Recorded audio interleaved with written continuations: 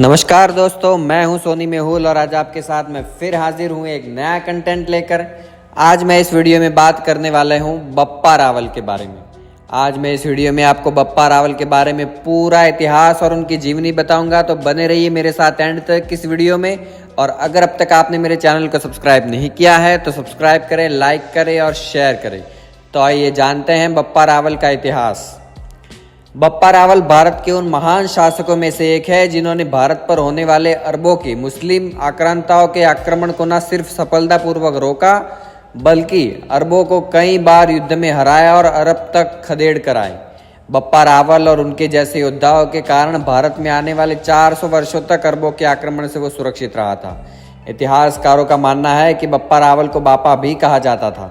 इनका वास्तविक नाम काला भोज यानी काला भोजादित्य था। ये गुहिल राजपूत वंश में जन्मे थे और राणा सांगा और महाराणा प्रताप जैसे महान राजाओं के पूर्वज थे। पाकिस्तान के रावलपिंडी शहर का नाम इन्हीं के नाम पर पड़ा है। बप्पा ने मेवाड़ में भगवान शिव के एकलिंग जी मंदिर का निर्माण भी करवाया था। बप्पा रावल के जन्म के बारे में इतिहासकारों में मतभेद है। बप्पा रावल के पिता नागादित्य थे और कुछ इतिहासकारों के अनुसार उनके पिता महेंद्र द्वितीय थे, जो राजस्थान के ईडर के शासक थे। बप्पा रावल का जन्म 713 ईस्वी में गहलोत राजपूत वंश में हुआ था। गहलोत वंश की स्थापना 566 ईस्वी में गुहिल यानी गुहिलादित्य ने की थी। गुहिल को सूर्यवंशी माना जाता है और ये स्वयं को सूर्यवंशी भगवान राम के पुत्र कुश के वंशज बताते हैं। बप्पा रावल 3 वर्ष के थे तब इनके पिता की हत्या कर दी गई थी और इनकी माताजी ने इन्हें अपने कुल पुरोहित के पास भिजवा दिया। ये बचपन में ब्राह्मणों की गाय चराने जाते थे। जिन गायों को चराने जाते थे उनमें से एक गाय जब लौट कर आती थी तब उसका दूध खत्म हो जाता था। एक दिन बप्पा ने छुप कर देखा तो गाय एक स्थान पर खड़ी रहती थी और उसके थन से दूध की धार निकल रही थी, जो धार एक नीचे शिवलिंग के ऊपर गिर रही थी। बप्पा को यही हरित ऋषि के दर्शन हुए और उन्होंने बाद में इसी स्थान पर भगवान शिव का एकलिंग जी मंदिर बनवाया। हरित ऋषि की कृपा से बाद में वो राजा बने और गुहिल वंश में कई प्रतापी राजा हुए, परंतु बप्पा रावल ने इस वंश को नई ऊंचाइयों पर पहुंचाया और इसी कारण इन्हें गुहिल वंश का वास्तविक संस्थापक कहा जाता है। इसी वंश से आगे चलकर सिसोदिया वंश निकला, जिसमें राणा कुंभा, राणा सांगा, महाराणा प्रताप जैसे महान वीर हुए। इनका बचपन का अधिकांश समय मेवाड़ के नागदा गांव में बीता हुआ था। बप्पा रावल बचपन से ही हरित ऋषि से बहुत प्रभावित और उनके अनन्य भक्त थे। बप्पा के व्यक्तित्व और प्रतिभा से हरित ऋषि बहुत अधिक प्रभावित थे और उन्होंने भी बप्पा की हर तरह से मदद की थी। बप्पा रावल का वास्तविक नाम काला भोज या माल भोज या इन्हें बप्पा की उपाधि हरित ऋषि ने ही दी थी। इस समय तक भारत पर मुस्लिम आक्रमणकारियों के हमले होने लगे थे और हरित ऋषि ने बप्पा में वो प्रतिभा देखी जो सनातन धर्म की रक्षा कर सके और इन आक्रमणों को विफल कर सके। इतिहासकार नैणसी के अनुसार हरित ऋषि ने बप्पा को ऐसे स्थान के बारे में बताया जहां से उन्हें 15 करोड़ मूल्य की स्वर्ण मुद्राएं प्राप्त हुई। इसी खजाने से प्राप्त धन से बप्पा ने अपनी सेवा को संगठित किया और हरित ऋषि ने अपने अंतिम समय में बप्पा को आशीर्वाद दिया कि मेवाड़ पर सदैव उनके वंशजों का अधिकार रहेगा। और हरित ऋषि का वरदान सच भी साबित हुआ और 1947 ईस्वी तक मेवाड़ पर सिसोदिया वंश का ही अधिकार रहा। बप्पा रावल के गद्दी पर बैठने के बारे में इतिहासकारों में मतभेद है, किंतु अधिकांश इतिहासकारों के अनुसार बप्पा रावल संवत 723 ईस्वी में गद्दी पर बैठे। इस समय चित्तौड़ पर मौर्य वंश का अधिकार था और बप्पा रावल ने हरित ऋषि के आशीर्वाद से 734 ईस्वी में चित्तौड़ के राजा मान मौर्य को हराकर चित्तौड़ पर अधिकार कर लिया। और राणा कुंभा के समय रचित एकलिंग महात्मा के किसी प्राचीन लेख के आधार पर बापा समय संवत 810 यानी 753 ईस्वी माना गया है, जबकि दूसरे एकलिंग महात्मा से इसे बप्पा रावल के राजताग का समय माना गया। और इसी आधार पर कहा जा सकता है कि बप्पा का शासनकाल संवत 780 यानी 723 ईस्वी से 810 यानी 753 ईस्वी तक लगभग 30 वर्ष का रहा। 753 ईस्वी में राज्य त्याग के समय उनकी आयु लगभग 39 वर्ष रही होगी और राज्य त्याग के पश्चात बप्पा रावल ने सनातन परंपरा के अनुसार संन्यास ग्रहण किया और भगवान शिव की भक्ति में लीन हो गए। बप्पा रावल ने अपने शासनकाल में कई बार अरब के मुस्लिम आक्रमणकारियों के आक्रमण को न सिर्फ रोका बल्कि उन्हें युद्ध में भी हराया। बप्पा एक कुशल शासक के साथ साथ प्रजा रक्षक, देश रक्षक और धर्म रक्षक के गुण भी थे।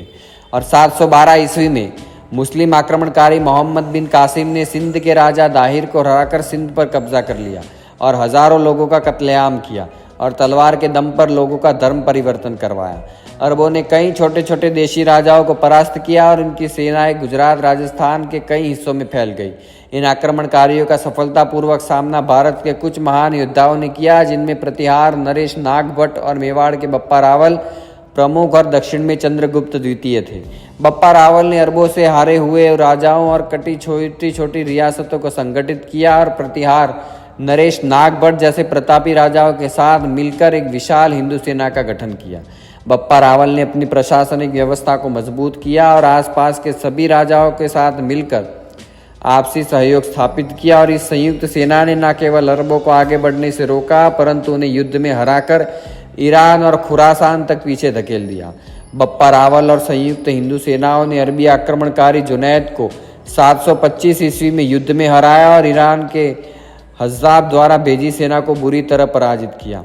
बप्पा रावल सिंह पर कब्जा करके मुस्लिम शासन को खत्म किया और गजनी के शासक सलीम को हलाकर गजनी पर अधिकार कर लिया। बप्पा रावल ने अरबी लुटेरों पर निगरानी रखने के लिए गजनी में सैन्य चौकी बनवाई। माना जाता है कि बप्पा का इतना खौफ था कि बप्पा के प्रकोप से बचने के लिए कई मुस्लिम राजाओं ने अपनी लड़कियों का विवाह बप्पा रावल से करवाया और अरबों पर बापा की विजय के कई हिस्से आज भी राजस्थान के लोकगीतों में गाए जाते हैं। बप्पा रावल शिवजी के परम भक्त थे। वे बचपन से ही भगवान शिव के एक रूप लिंग की स्थापना और उपासना करते थे। बचपन में गाय चराते हुए समय उन्हें भगवान एकलिंग जी की प्रतिमा मिली और बाद में उन्होंने उदयपुर के निकट कैलाशपुरी में भगवान एकलिंग जी का भव्य मंदिर बनवाया। बप्पा एकलिंग जी को ही मेवाड़ का राजा मानते हैं और स्वयं को उनका दीवान मानकर राज्य का संचालन करते हैं। वे जब भी बाहर जाते हैं एकलिंग जी से अनुमति लेकर जाते और इस परंपरा को आस्का लेना कहा जाता है। मेवाड़ के भावी शासकों ने बप्पा रावल की परंपरा को पूरी श्रद्धा से निभाया। बप्पा रावल मेवाड़ के पहले शासक थे जिन्होंने सोने के सिक्के चलवाए और इनके द्वारा चलवाए कर सिक्कों में शिवलिंग और शिवलिंग की तरह मुख्य करके बैठे हुए नंदी की आकृति है।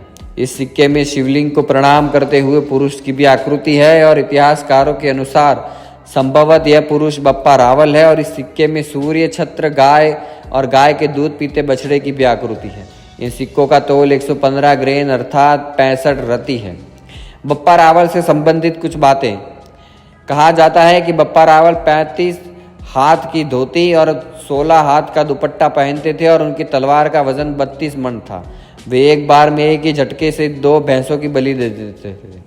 बप्पा रावल अपने भोजन में 4 बकरे खाते थे और बप्पा रावल की सेना में 12,72,000 सैनिक थे।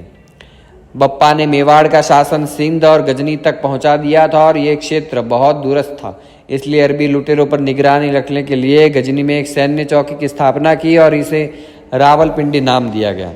वर्तमान में रावलपिंडी पाकिस्तान के पंजाब प्रांत का एक मुख्य शहर है। बप्पा रावल की कुल 100 रानियां थी, जिनमें से 35 मुस्लिम शासकों की पुत्रियां थीं। बप्पा रावल के डर के कारण मुस्लिम शासकों ने उनसे वैवाहिक संबंध स्थापित किए और वर्तमान भारत की सीमाओं के अनुसार उन्होंने करीब 18 अंतर्राष्ट्रीय विवाह किए थे। बप्पा रावल के कई पुत्र थे, जिनमें सुमेर सिंह बप्पा रावल के उत्तराधिकारी बने और सुमेर सिंह का शासन 753 ईस्वी से 773 ईस्वी तक रहा। सुमेर सिंह के बाद मेवाड़ की राजगद्दी पर सुमेर सिंह के पुत्र रतन सिंह बैठे। वैसे तो बप्पा रावल गहलोत राजवंश में जन्मे थे और गहलोत वंश के संस्थापक गुहालदित्य थे।